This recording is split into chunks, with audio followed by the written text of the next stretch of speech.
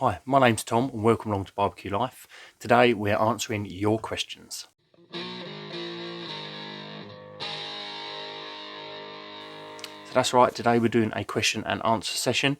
So on my social medias I put out, you can ask me any question you like, whether it's barbecue related or non-barbecue related, and we're going to do that video. Before we jump into that, I just want to do a few little shout outs. So recently I also put on a community tab that my son was doing a sponsored haircut. He's autistic, so he's had hair down below his shoulders for a little while, and he wanted to donate that hair to Little Princesses, which makes wigs for children that have been diagnosed with cancer.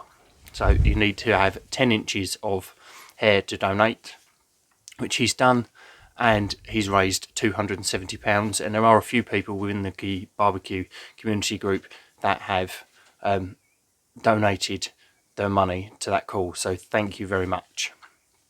So we're going to jump straight into the first question. So the first question is from Paddy. This is an American barbecue channel, and he wants to know, where is my accent from?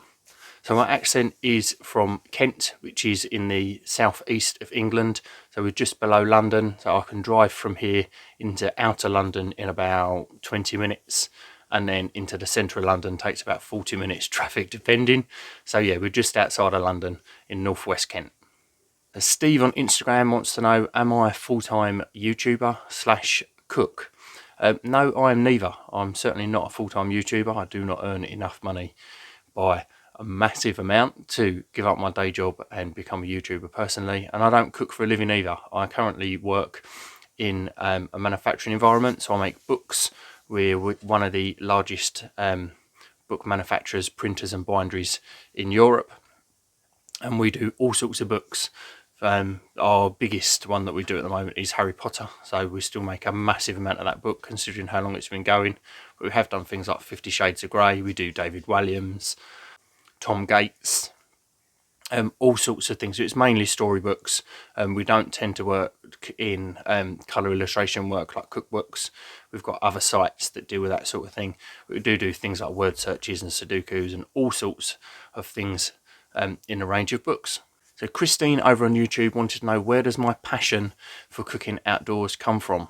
So it's just something that I've always loved to do. As a child I was a little bit of a pyromaniac, so I'd set fire to anything, and into adulthood it just kind of means that now I just set fire to things in a barbecue and I cook different things over it. So that's fundamentally where it comes from, the desire to light a fire.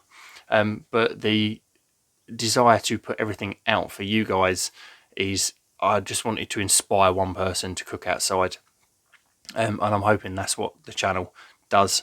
I do get a little bit of feedback from people saying that they've not done things before and they've been watching the channel for a long time and finally taken the plunge into buying a barbecue for outside. So yeah, that's where I'm all about there. So that kind of leads me into the question from Paul from Facebook. So he's asked, why did I start YouTube? So I've kind of covered it in that question before. As I say, it was just to inspire other people to cook outside, and then over time I've tailored the channel around the aldi kamado because nobody else was doing it. So it's a nice little niche for myself, and because nobody else was doing it, it means that someone needed to be doing it so that the information can be passed out to you guys. So I decided to tailor the channel around the aldi kamado and give everybody as much information as possible, so when it does come to that time of year that they are for sale again, people have got the information to make an educated decision before buying. So Gavin on YouTube wanted to know, what is my opinion on pellet smokers? So the short answer is, I'm not a massive fan. I kind of look at them as an easy bake oven. But I can fully understand that there is a time and a place for every piece of equipment out there. So if you want something that you can just set and leave and walk away and you don't want to be tending things, then it is ideal. Rather than something like a Weber kettle where you might want to be coming back every now and again and just checking your vents to make sure that we've got the optimum temperature for whatever it is you're cooking. Personally, over a pellet grill, I would prefer something like a gravity fed charcoal, so maybe the Masterbuilt gravity fed. If I was to go into that line of cooking appliance, then that's where I would be looking over a pellet grill. but I do know people that have got pellet grills and they are absolutely in love with them. So if that is where you're at and you want something that's easy to maintain temperatures, then there's certainly no prejudice here. So long as you're outside and cooking, then that is completely up to you what you buy. So Dav over on Instagram, he saw my Instagram story and he wants to know what is the first thing to cook on his Aldi kamado. So I did answer him this question because he wanted to get on with it the weekend prior to this video coming out, but I wanted to also put it out into this video because my answer is the same no matter what you're cooking on for the first time. I would cook the same thing first time every time. So that would be a spatchcock chicken. It's quite forgiving on if your temperatures, you don't nail your temperatures. So if it's a bit colder, then you just end up with not quite of a crispy skin, and if your temperatures soar through, then your skin may crisp up a lot, but it's not going to be a massive downside. So yeah, I always go spatchcock chicken. I find it's a nice way to settle in a new barbecue and learn your vent controls, and you're still going to get a nice bit of grub afterwards. So Sarah over on Facebook, she wants to know, if money was no object, what would I buy? So for someone that's quite frugal with their money, this isn't an easy question to answer. So I'm really happy with the equipment I've got at the moment. So I've got a Weber kettle, I've got the Aldi kamado, and I've got a Weber Go Anywhere. But if money was completely no object and I had a bigger house and a bigger garden and I wanted to fill it with more kit, I've always liked the look of the Bremen, which is a massive piece of kit. So yeah, I've always liked the look of that. We covered in a question before, I'd probably pick myself up a Masterbuilt gravity fed unit, so that if I'm really busy I can have barbecue on the go and I've not got to be keeping so much of an eye on it because it dials in the temperatures itself. Would I go for a bigger kamado? If money was no object and that meant I was entertaining more, then maybe I would go for a bigger kamado, but I wouldn't necessarily go for a massive brand.